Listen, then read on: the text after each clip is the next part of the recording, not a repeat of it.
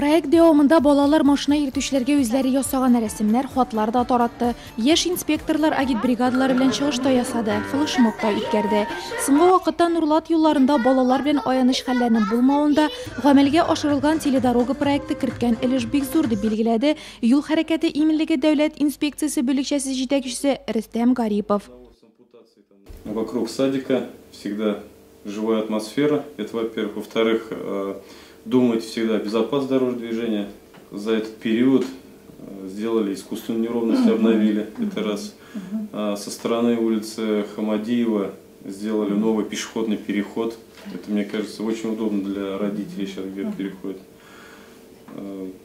Сделали и с этой стороны пешеходные переходы полностью обновили. За это, я думаю, на месте не стоять, продолжать думать о безопасности. Мы думаем, вы больше, наверное, думаете не только о детях, но и о родителях, и кто вообще посещает этот детский сад. Лекция укуга караганда мондый проектта катнашып, барысына да үз күзләре, үз гамәлләре аша төшенгән балаларның юл йөрү кагыйдәләре хәтерләренә күбрәк сеңеп кала дигән нәтиҗә ясалды.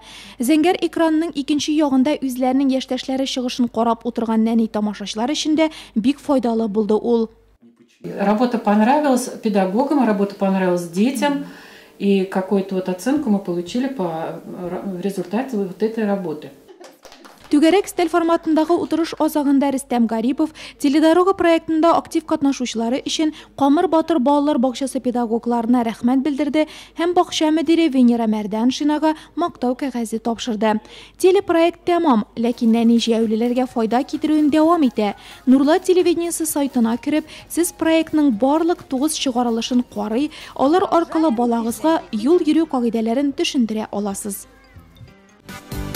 ДПС. Все это ДПС.